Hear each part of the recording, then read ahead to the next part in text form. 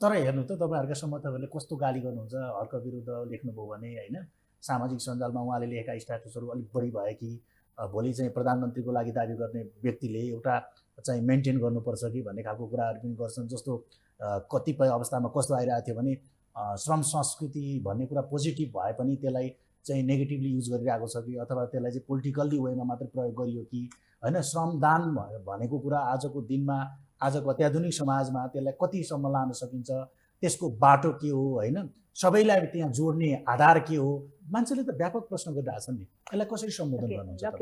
Regarding status, अध्यक्षज्यूको status, म त एकदमै, म पनि स्टेटस लेख्छु है। म बिहानमा म धेरैवटा लेख्छु, 20-30वटा। म के भन्छु भने त्यो स्टेटस भनेको त्यो मनमा जब हामी एउटा सच्चा इमान्दार व्यक्तिकोमा चाहिँ धेरैवटा प्रश्न आइरहेको हुन्छ, जब मेरोमा आउँछ भने त्यो जनतालाई बुझाउनु पर्ने चाहिँ हाम्रो कर्तव्य हुन्छ। त्यो कारणले उहाँले लेख्छ। तर उहाँले कसैले एब्युज गरेर लेख्नु भएको छैन स्टेटस। उहाँले चेतना सत्य कुरा लेख्नुहुन्छ। तर अहिले कस्तो जमानामा छु हामी, एउटा फेक वर्ल्डमा, आर्टिफिसियल वर्ल्डमा हामी बाँचेको छु। Even politics is so artificial होइन।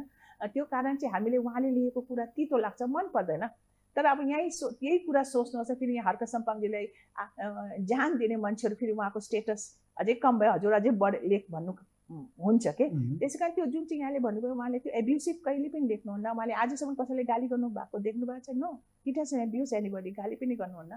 तर जुन अर्को कुरा चाहिँ यहाँले जुन भन्यो त्यो श्रम गरेर देश बन्छ भने नि, हो यहाँ यो मेरो देशमा श्रमको परिभाषा मान्छेले बुझ्नु भएन। श्रम is work, so work is of different level छैन त। जो ढुङ्गा मुढा उचाल्नेले उसको त्यो श्रम हो। त्योभन्दा अलिक माथि कारिगर हुन्छ, टेक्निसियन हुन्छ, स्किल्ड वर्कर, उसले त्यो गर्छ। अब कोही मान्छे एडुकेटेड हुन्छ, हामी टेबल यहाँ बसेर कुरा गर्छौँ, you what you're doing is also श्रम हुन्छ।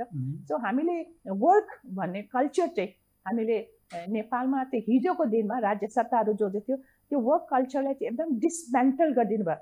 उनीहरूले डिग्रेड गरिदिनु भयो। तल्लो लेभलको चाहिँ नराम्रो हो, छोटा मान्छेहरू जति माथि गयो द्याट इज अ बेटर जब। यही चिज चाहिँ नेपालले आज नेपालको यो दुर्घटना के भन्छु भने यो देश ऋणमा डुब्नुको कारणै तपाईँले जुन main culture the work culture थियो नि, तपाईँले त्यसलाई डिस्ट्रोय गरिदिनु, त्यसले हेप्यो। There was no dignity of labour. आज मेरो हाम्रो देशको मान्छेहरू विदेशमा जाँदा टोयलेट सोर्दा पनि त्यहाँ कुनै कम्प्लेन छैन, बिकज त्यो टोयलेट सोर्नु जाने ठाउँमा पनि good morning, how are you sir भन्दै देश स्विप गर्छ भनेको चाहिँ they have a dignity of labour. मेरो देशमा डिग्निटी अफ लेबर थिएन, दे वाज डिस्क्रिमिनेटेड। तिमी तल्लो मान्छे तल्लो काम गर्ने भने यो चिज हटाउनुपर्छ।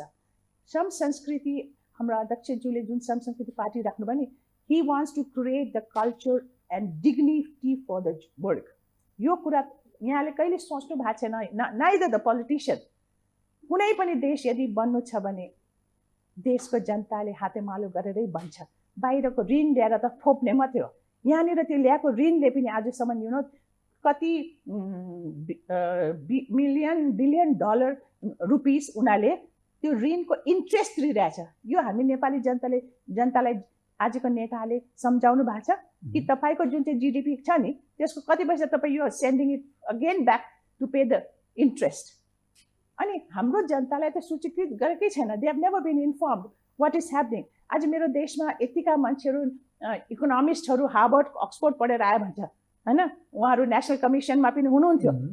तर जब उहाँ पावरमा गएर देख्नु भएन मेरो देश इज ब्लिडिङ, कति गाह्रो भइरहेछ स्यालेरी तिर्नुको लागि, त्यो जिडिपीले पुगेको छैन, ट्याक्सेसनको बारे के भइरहेछ, बाहिरबाट पैसा मगाउँदै अहिले पनि भनिरहेछ बाहिरबाट पैसा।